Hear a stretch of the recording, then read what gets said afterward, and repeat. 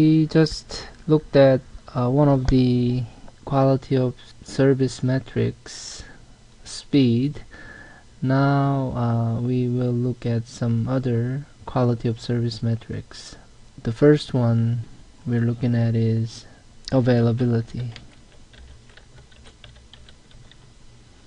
Availability is a very important indicator of network performance, because if the network is down, there isn't really much you can do, and a lot of times availability is measured in two different ways. So one of the availability measure is something called MTTR, or mean time to repair. Another one is called mean time to failure.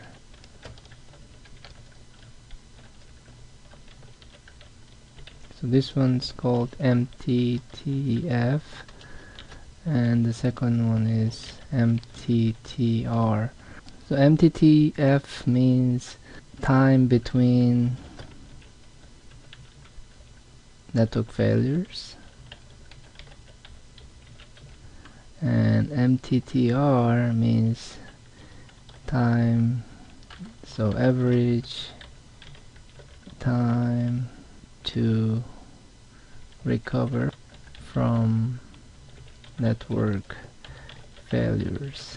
So I guess I'll have to add average here too.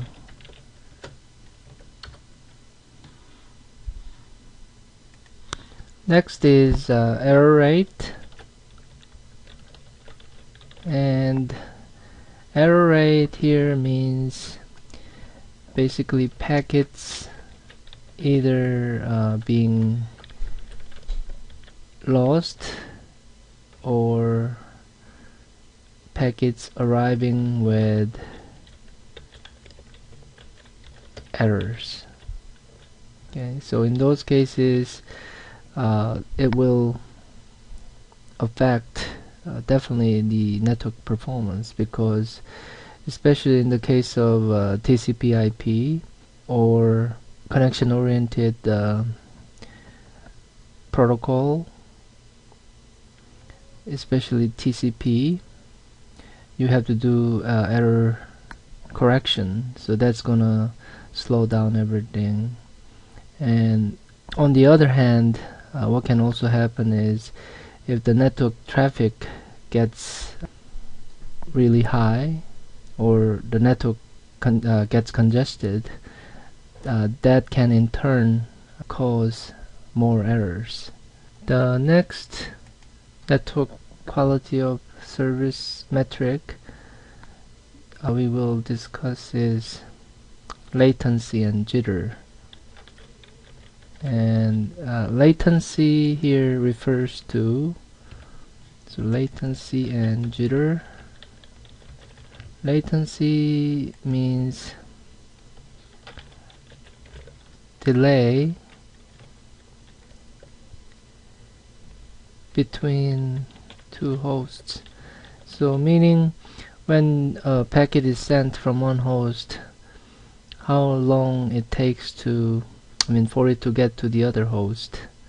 So that is actually latency. So this is what you see when you do ping commands, and you can see latency in milliseconds. So it is actually measured in milliseconds. And the delay, while the delay is called latency, the delay itself can vary as time goes by, so the variance between the delays, it is called jitter. So jitter actually is variance in network delays. So the delay can be, for example, 2 milliseconds, but then depending on the current status of the network, it can go higher, and now it could be 20 milliseconds.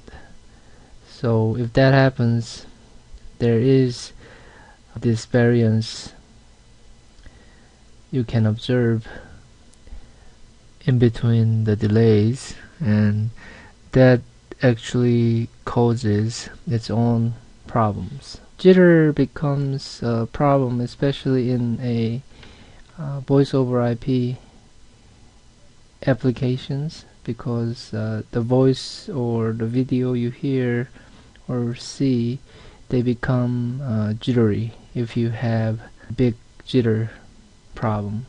So in a voice over IP network, they try to avoid this jitter problem as much as possible. Finally, the last quality of service metric we're going to look at is this thing called response time. And what we mean by response time here is mainly related to the application layer. So this is actually what users experience once they, for example, give an input, and time it takes before the system comes back. So response time actually is very different from, for example, delay. Delay is only related to the network speed. I mean, how long it takes for a packet to travel from one host to the other. That was actually latency.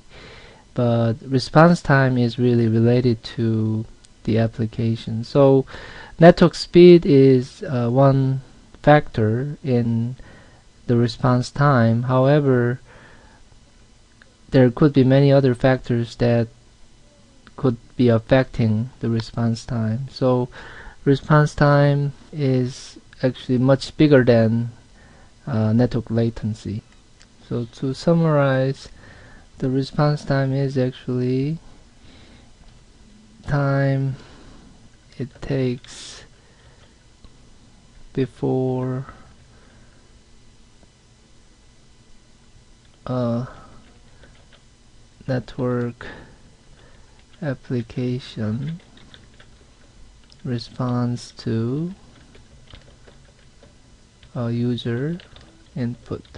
Actually, let me write it this way. So time it takes for a network application to respond to a user input, and this response time actually is something much bigger than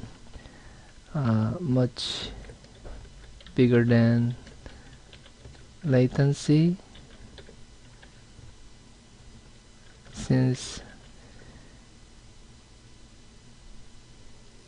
response time can be response time can be affected by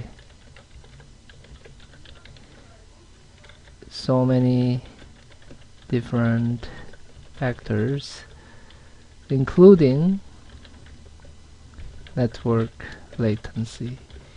So for example, response time could be slow because your computer, the computer you're using at the moment, is overloaded. That could be one of the problems. Or you may need a faster CPU to improve the response time, or you could have more memory and so on. So I mean, there could be many different factors.